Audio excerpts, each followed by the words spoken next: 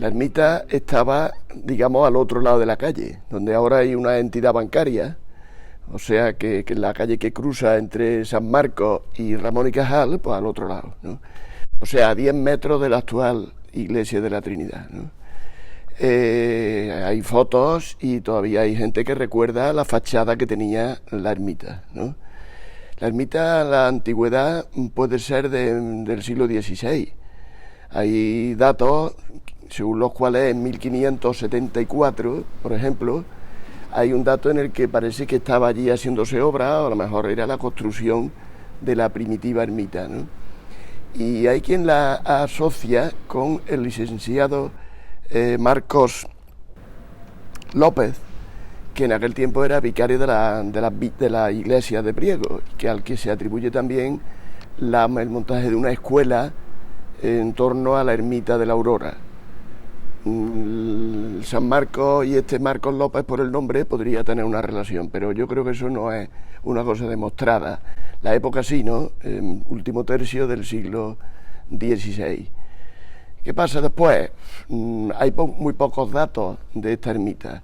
Alguna anotación de obras que se realizaran o de reformas, pero sin concretar en qué consistían, ¿no? Y así queda hasta que en la memoria de los actuales prieguenses, de los más viejos, pues allí había una cochera.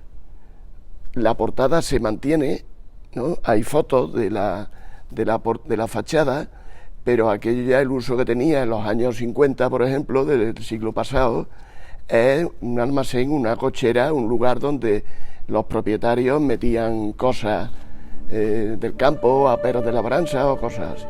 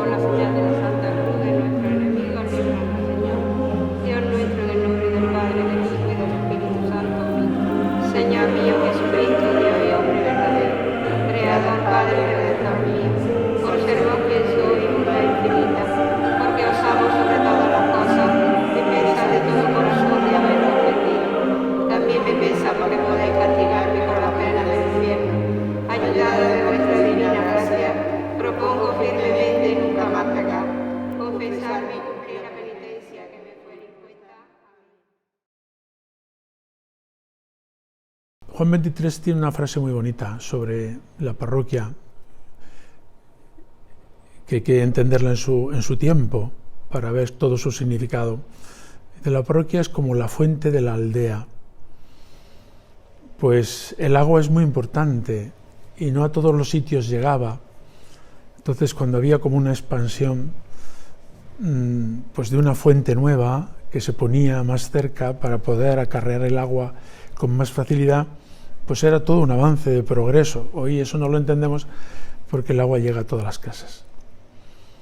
Pero cuando Juan XXIII dice aquella frase, era aquel el contexto, ¿no? Pues la parroquia es la fuente de la aldea.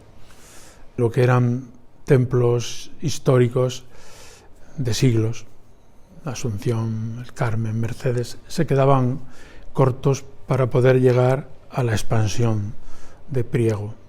De manera que esta nueva parroquia es un intento y un deseo de la Iglesia de llegar hasta nuestra casa. Si nos hacemos una idea de en esa época, años anteriores a 1980, de la configuración de las tres parroquias de Priego, es verdad que llama mucho la atención que las tres estaban en el centro mismo de la ciudad, y que todo el desarrollo de Priego a lo largo del siglo XX fue en dirección a Carcabuey, a la carretera de Cabra, ¿no? Y allí se va construyendo el barrio de San Cristóbal, la Saluna, luego más tarde la barriada 28 de febrero, la barriada Ángel Carrillo. De la parroquia de las Mercedes con el templo auxiliar de la Trinidad estaba don Domingo Casado. Don Domingo pues él estaba contentísimo de estar allí y había hecho ese templo porque él veía la expansión de Priego y era un hombre muy emprendedor, a pesar de la edad que tenía, que era un hombre muy mayor, pero era un hombre muy polvorillas, como solemos decir, ¿no? Antes de que se donaran para la construcción de la iglesia, había unas casas de tipo social que la familia Alcalá Zamora había construido para dar alojamiento a gente pobre, ¿no? Las casas esas las había hecho don Niceto y su señora para la gente necesitada. En los años 50 y 60 ya empezó la inmigración. Se fueron quedando casas vacías, porque se iban a Barcelona unos, se iban a Bilbao, se iban para el norte casi todo el mundo, porque es donde encontraban más trabajo. Las fábricas se fueron cerrando aquí también, que era lo que daba más trabajo, y ya se fueron muchísimas personas. Se quedaron, algunas casas empezaron a caerse. Cuando vinieron ya la hija de don Niceto del exilio, Pura Isabel, pues quisieron ese terreno dedicarlo a alguna cosa para el pueblo. Decidieron que sería bueno que fuera un parque infantil, puesto que por aquí no había ningún parque ni nada para los niños, y para que pudieran ahí estar tener un sitio más cerca, por lo menos para todos estos barrios que se estaban formando aquí. Pero don Domingo se dio cuenta que por aquí iba aumentando mucho el Priego, por toda esta parte de aquí abajo, y que no había iglesia ninguna, que todas las iglesias, como es lógico, estaban por la parte de abajo, en Priego. La catolicidad de don Niceto Alcalá Zamora y de su familia está fuera de toda duda, porque está más que archidemostrada, ¿no?, en muchísimos episodios de su vida, ¿no? Era católico creyente y practicante, ¿no?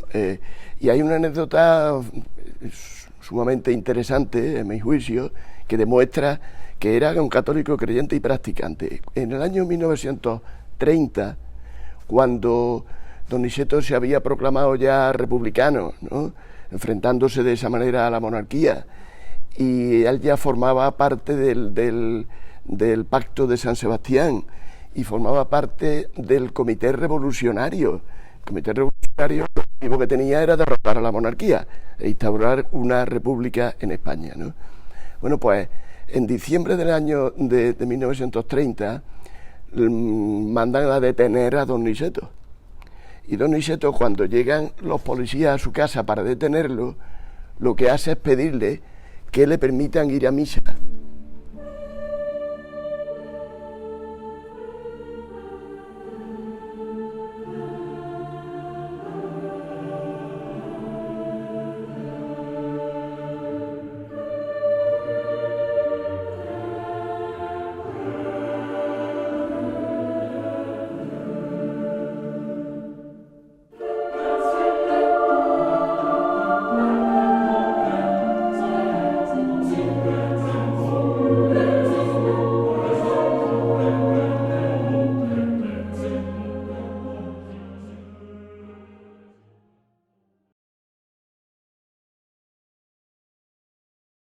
Don Domingo ya me lo había anunciado varias veces, que quería hacer eso y que quería que se lo hiciera yo y demás.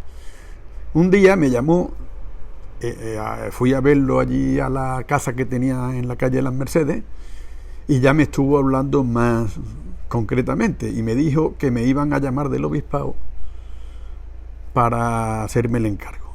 Me dijeron también que era necesario que determinara el espacio que necesitábamos para hacer el centro parroquial, y porque sobraba y había que vender el resto para poder financiar la obra. Se me ocurrió trazar una paralela por aquí a la calle San Marcos, y entonces salió un rombo, que es la forma que tiene la iglesia. El rombo tenía la ventaja de que se podía entrar a pie llano por la calle San Marcos, y daba, con la caída que tenía el solar, daba altura para meter debajo todo el programa que querían ellos, excepto las viviendas que estaban aquí y la sacristía. Esto entraba y todas las miradas las concentraba sobre el altar mayor. Además, el cura situaba aquí también la visión que era vascónica, pues dominaba perfectamente toda la visión de aquello y acústicamente el sonido también que emitía se repartía mejor. Y esta fue la forma, lo que me llevó a esta forma. La iluminación se resolvía a través de unas vidrieras que en principio no se sabía qué vidrieras iban a ir, o sea, habría que diseñarlas y encargarlas y demás. Luego nos ofrecieron la vidriera de Povedano, de Antonio Povedano, y lo que faltó lo completó Enrique Díaz Oria, que montó una fábrica de vidrieras para poder financiar también su parroquia de Almedinilla. La vidriera, allí en la Trinidad, hay unas que son de don Antonio Povedano, que son las 6 así alargadas. Que son 6 o 4, no sé las que hay. Me parece que son 6. Y los temas de la vidriera de Povedano son más abstractos, más... Pero yo, como no soy artista, no me considero artista, me valí de un profesor de Almedinilla, un tal don Manuel Adalí. Y este hombre me ayudó a diseñar, a pintar. Entonces las 4 grandes que hay, esas son mías.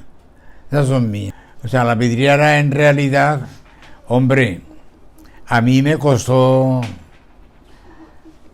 hacerla mucho. Después fueron baratísimas. Yo ahora mismo no me acuerdo lo que le cobré yo a don Domingo por aquello, pero que fue muy poco. O sea, porque eso se vendía por metro cuadrado. Y de la vidriera, la realización de la vidriera la hicimos un hombre de allí, de Almedinilla, que fue el tesorero de la comisión. Como yo hice el templo nuevo, pues este hombre era el administrador, el que llevaba las cuentas de la parroquia, a la parroquia de Almedinilla. Y después nos encargaron otras para Montilla, que también la hicimos, y entonces pues hicimos muchas vidrieras, muchísimas. Hay vidrieras hasta en Togo. Antonio Povedano era un vitralista fenomenal, como ya sabéis. En Priego no hay muchas obras suyas, pero por ejemplo en las vidrieras que hay en la iglesia del Cañuelo, que era su aldea, su pueblo natal, o natal no, pero allí se crió. Allí hay unas vidrieras magníficas, ¿no? En una aldea tan pequeña. Y en Priego lo que sí hizo, creo recordar que en el año 68, por ahí, 1968, hizo una vidriera para la capilla de la Escuela Hogar Cristóbal Luque Onieva. Y en esa capilla pues había una serie de vidrieras, no sé si por lo menos 6, ¿no?, magníficas, de Antonio Povedano, que cuando se construye la iglesia, alguien, porque tuvo la feliz idea de que, supuesto que en esa capilla de la Fundación Cristóbal Luque Onieva lucían poco, pero no las veían nada más que los niños, y quizás algún domingo que allí se pudiera decir misa, alguien dispuso de traerla a la parroquia, y cuando se estaba construyendo se integraron algunas vidrieras de Antonio Povedano. El San Marcos se atribuye al círculo de Pablo de Rojas, nada menos, que es el autor del Nazareno de Priego, y por lo tanto nivel máximo de calidad en arte de aquella época, ¿no? Estamos hablando del siglo XVI. La Inmaculada es también de esa época, puede ser de 1600 primeros del siglo XVII, y esa imagen de la Inmaculada parece ser que pertenecía antiguamente al convento de las Clarisas de Priego, y que una vez cerrado el convento de las Clarisas hacia 1800, no sé si 68 por ahí, la llevan a la parroquia de la Asunción, desde donde fue a parar a la parroquia de la Trinidad.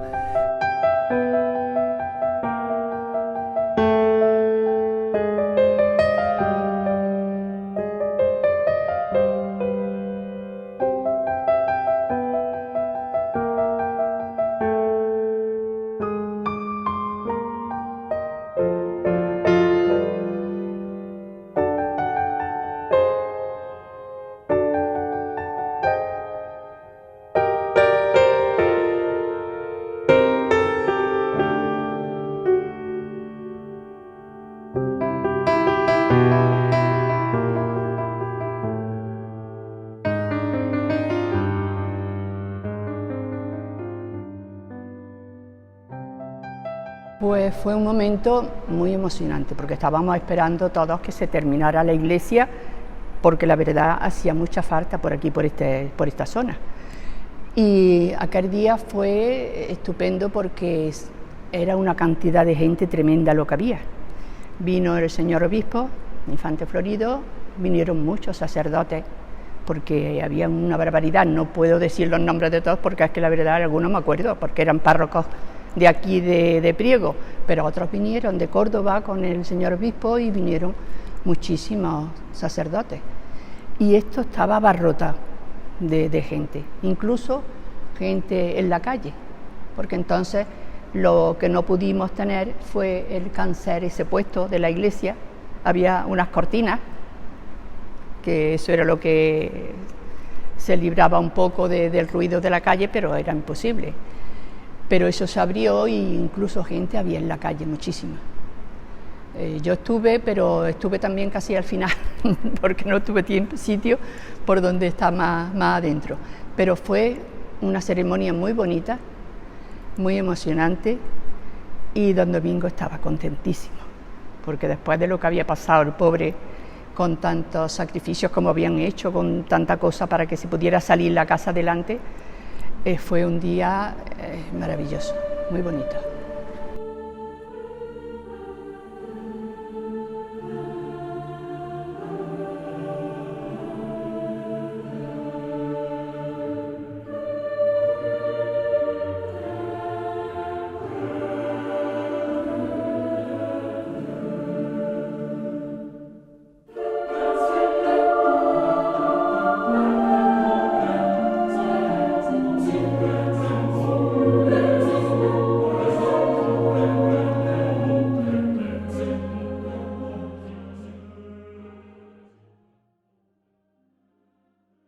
Creo que cada párroco ha ido aportando lo mejor de sí mismo, ¿no? Al principio, don Domingo, desde Mercedes, atendía esta parroquia. Luego ya se constituyó parroquia autónoma, pues con don Joaquín, que sigue manteniendo lazos con tantas personas que allí conoció y a las que ha ayudado a crecer en la fe, ¿no? O don Miguel Barona o don Lorenzo, ella en paz descanse, o últimamente don Luis, ¿no? Creo que, pues por hablar solo del último, ha sido un impulso muy notable. Cuando a mí me mandaron a Priego desde el seminario, yo creí que era un castigo, porque era el último pueblo de la provincia, yo había sido un poco díscolo en el seminario, y yo vi Priego, me di una vuelta por allí, vi tanta agua, todo verde al final del verano y tal. Aquello me causó a mí una impresión tan positiva que desde aquel momento se acabaron ya todas las conjeturas que yo me había hecho en la cabeza, ¿no? Y empezamos allí enseguida, la gente en Priego acoge muy bien a los sacerdotes. Eso sí lo tengo yo que decir, que Priego es algo excepcional en ese sentido. Porque yo iba de vicario parroquial de la Asunción y de párroco en el Cañuelo, en el Tarajal, y y ya está, esos dos. Viendo el movimiento de jóvenes y viendo cómo aquello estaba, pues pensé yo de irme a vivir al piso de la Trinidad. Y hablé con don Domingo, le dije, mira, don Domingo, ¿y usted que allí podíamos tener misa de jóvenes en el barrio, allí el sábado por la tarde, y no me vendría bien? Y entonces, pues, empecé a vivir yo allí en el piso aquel. Y entonces ya allí montamos una capillita. Como yo pertenezco a la Asociación de Misioneros de la Esperanza, que tiene el carisma de los niños y de los jóvenes, por eso es que a mí me vino todo de cabeza allí, vamos, todo lanzado. Y allí montamos una capillita en el piso, en una de las habitaciones. Algunos de los jóvenes que tenían más inquietud, pues les propuse lo de Mies y también quisieron entrar. En fin, que se hizo allí un tinglado entre la catequesis de confirmación, que la llevaba un grupo grande de catequistas, los jóvenes que se reunían allí y tal. Don Domingo se pone malo y hay que nombrar un párroco en Las Mercedes, con el templo auxiliar de la Trinidad. Y entonces de pronto don Manuel me dice: oye, que me ha llamado el vicario que dice que si tú te quieres hacer párroco de Las Mercedes. Y yo, bueno, pues ya está. Y eso fue en noviembre de 1988. Fue cuando me dieron a mí el nombramiento de párroco de Las Mercedes con el templo auxiliar de la Trinidad. Pues la Trinidad era la Trinidad, pero no contaba como parroquia, solo que hacía un servicio ya grande. Pero claro, la Trinidad estaba sin acabar. Cuando yo me hice cargo, pues resulta que se calaba el techo porque no tenía impermeabilización. Los salones de abajo estaban sin terminar, estaban en obra, los pilares y el suelo en cemento y todo. Y entonces, bueno, pues al hacerme cargo, yo me centré, tenía misa en los dos sitios, Las Mercedes y la Trinidad, pero me centré más en la Trinidad porque vivía allí, tenía allí la testa. Y entonces, pues lo que hicimos fue tratar de acabar el templo. En el año, no recuerdo bien si fue el año 94 o qué sé, le propuse yo a los párrocos que por qué no hacíamos la redistribución de las parroquias, porque claro, resulta que las dos grandes parroquias, las tres grandes parroquias, ¿no?, pues estaban metidas, o sea, que eran, entre las tres eran menos personas y menos espacio que solo lo que correspondiera a la futura parroquia de la Trinidad. Entonces lo hablamos y lo vimos claro, que es una tontería, o esto está, la gente que va a la Trinidad tiene que ir a Las Mercedes, las otras parroquias, está, que redistribuimos las parroquias, las vimos entre todos en la reunión de arciprestazgo, fuimos estudiándolo, cogimos el mapa y delimitamos tal, y entonces pues se hizo la actual. Entonces se vio bien unir Mercedes con el Carmen, darle más terreno al Carmen, darle también más terreno a la Asunción, y nosotros a partir de la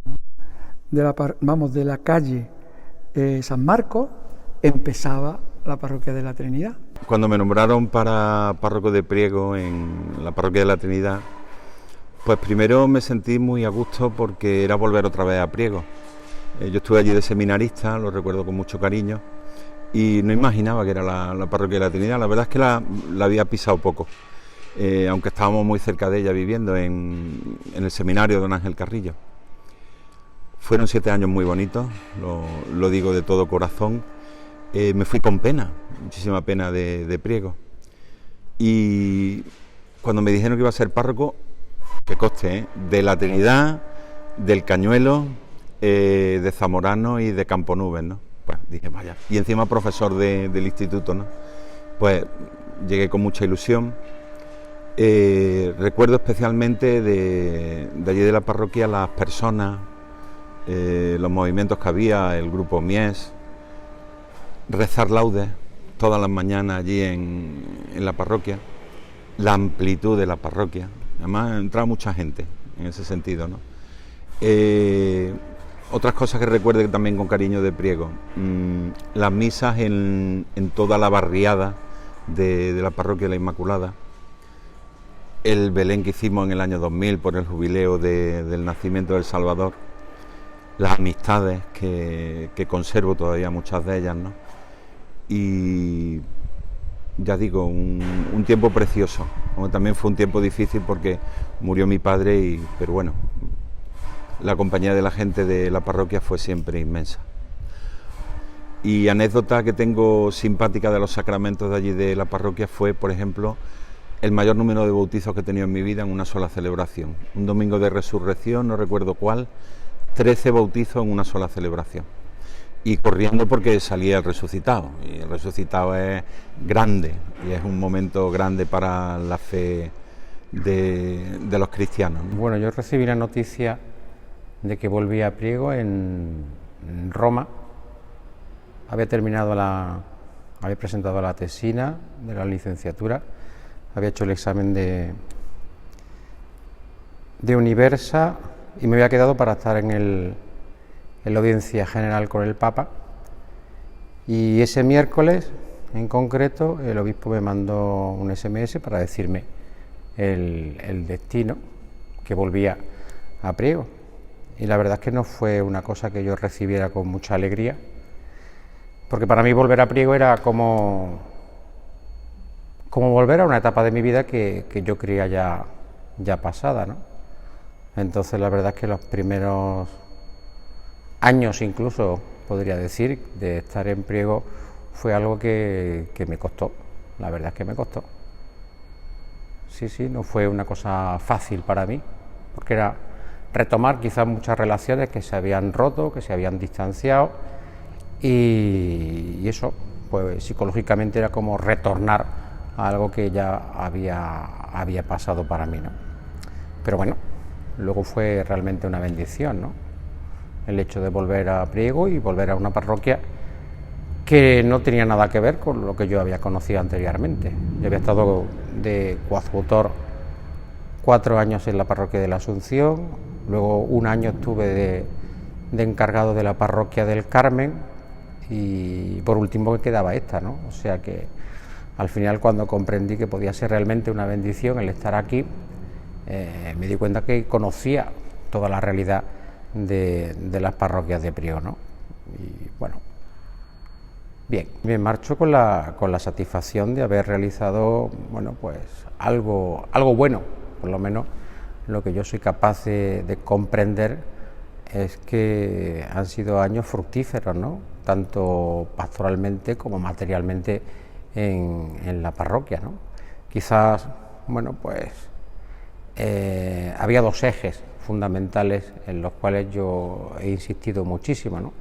El primer eje era la familia, con todo lo que la familia conlleva, es decir, no solamente el hecho de la teología acerca del matrimonio y la familia, sino también la familia acompañando a los matrimonios y a los hijos, porque en la familia nos encontrábamos también con esa realidad, la realidad del matrimonio, la realidad de los niños, la realidad de los jóvenes, y por otro lado el acento también importante, ¿no? En la celebración de la Eucaristía, ¿no? Y por tanto en la liturgia, ¿no? Me parece que es fundamental subrayar que la liturgia tiene que ser cuidada e ir descubriendo realmente el valor que para nosotros tiene la liturgia, ¿no? Y para ello, bueno, pues había que crear, podríamos decir así, un espacio celebrativo, ¿no?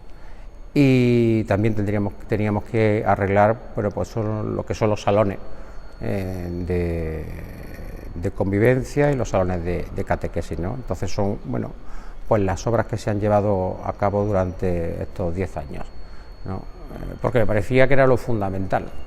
Y después vengo con la alegría de traer lo más grande que tiene la Iglesia, que es a Jesucristo, y a poner a Jesucristo en el centro de la vida parroquial. Vivimos en un mundo que busca muchas veces el protagonismo, que busca el aplauso rápido, ¿no? Ser el centro de atención. Y el Señor nos dice lo contrario, ¿no? Nos dice que los últimos serán los primeros, ¿no? Entonces, si somos capaces de poner al Señor en el medio de nuestra vida diaria, en el medio de nuestra vida parroquial, y que el verdadero protagonista sea el Señor, creo que es lo mejor que podemos hacer y es un buen aval para la vida del cielo. Yo hablo mucho de la vida del cielo, hablo mucho de que aquí estamos de paso con cualquier edad, no solamente para las personas mayores, también para los que quizás no lo somos tanto. Entonces, plantearnos que nuestra única meta es el cielo nos ayuda a vivir aquí con más tranquilidad, porque supuestamente lo peor que nos puede pasar es que uno se muera. Bueno, pues para eso estamos, para un día morirnos e irnos a la vida del cielo. Entonces, vengo con esa máxima tranquilidad, vengo con humildad. Yo no soy experto en nada, no estoy en la parte alta, ¿no? Si tuviésemos una categoría, ¿no?, de los sacerdotes, yo soy del montón tirando para abajo. Soy poca cosa, pero como traigo algo muy importante y algo muy grande, que es Jesucristo, pues eso me da también esa alegría de saber con quién vengo acompañado, ¿no?